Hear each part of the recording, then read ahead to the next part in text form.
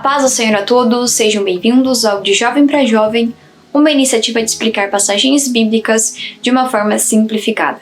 Se você não é jovem, mas gostaria de saber mais sobre a Palavra de Deus, você é muito bem-vindo aqui.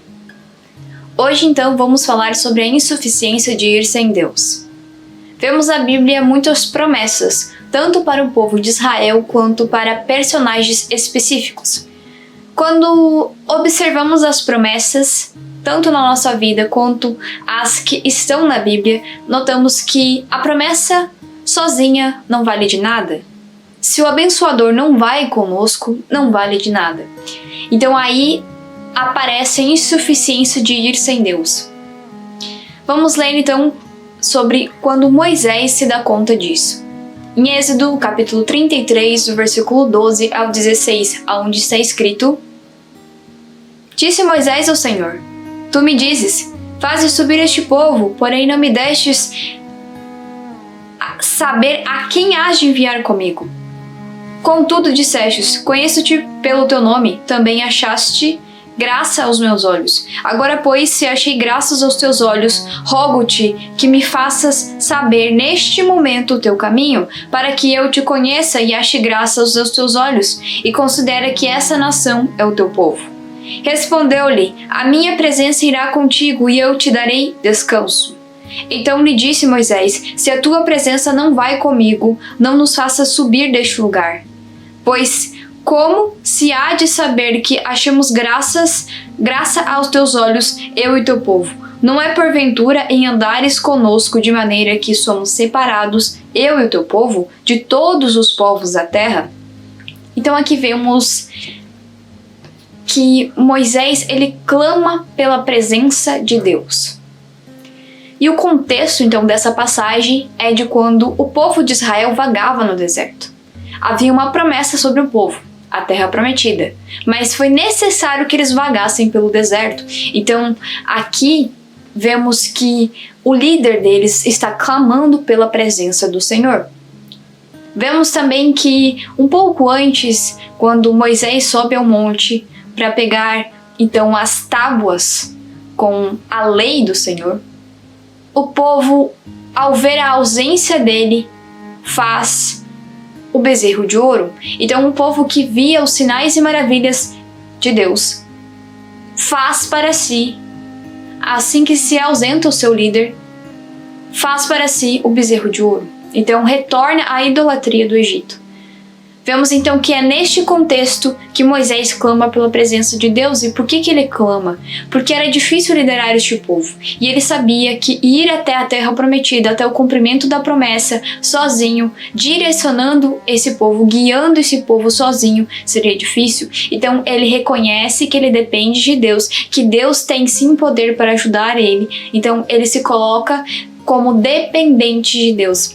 E essa mensagem nos ensina então a reconhecer que ir sem Deus não vale de nada. Então há uma insuficiência de ir sem Deus.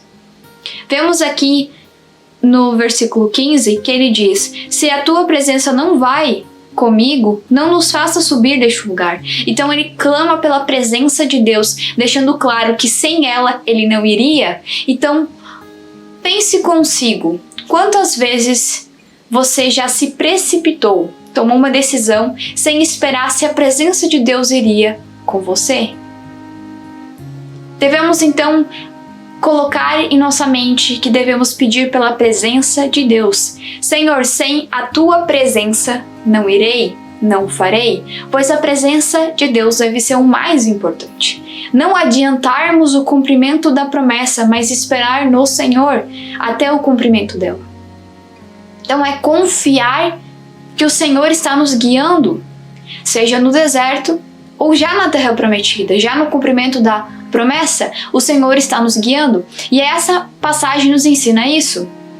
Percebemos também que Moisés, ele reconhece que devia viver então debaixo da vontade de Deus. Ele já estava debaixo da promessa, mas também devia viver debaixo da vontade de Deus, para que a promessa se cumprisse.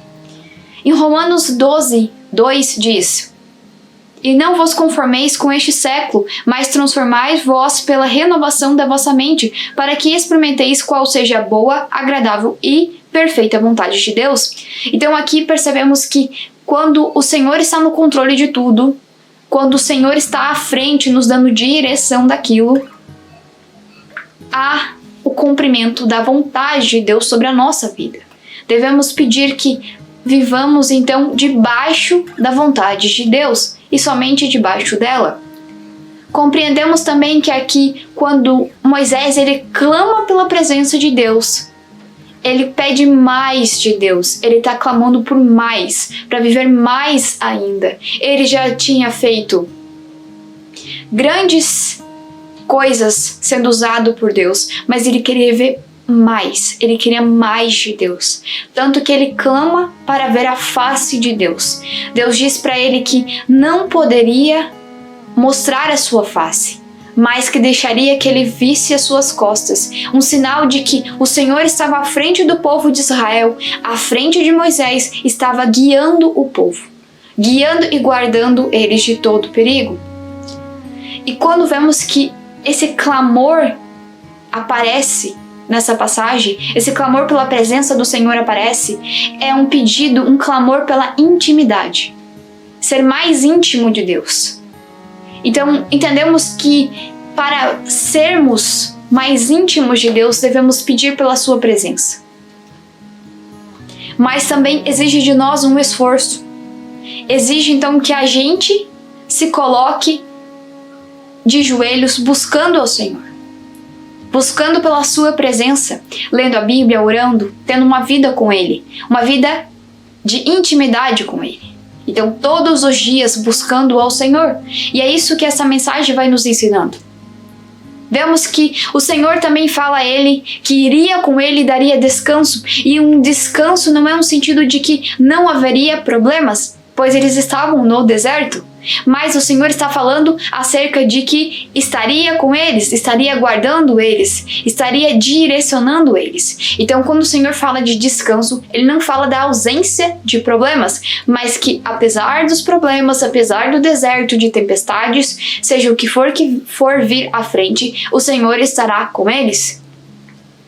Isso se liga então ao que aparece em Filipenses 4, do 4 ao 7. Alegrai vós sempre no Senhor, outra vez digo, alegrai vós. Seja a vossa moderação conhecida de todos os homens, perto está o Senhor. Não andeis ansiosos de coisa alguma, em tudo, porém, sejam conhecidas diante de Deus as vossas petições, pela oração e pela súplica, com ações de graças.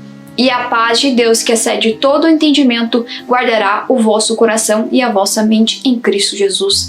Mas aqui fala então que perto está o Senhor. Mas como que perto está o Senhor? Perto está o Senhor daqueles que apresentam suas petições a Ele. E como apresentamos então nossas petições ao Senhor? Orando. Senhor, estou passando por esses problemas. Estou no deserto, Senhor, mas eu quero a sua presença. Venha, Senhor, e me ajude.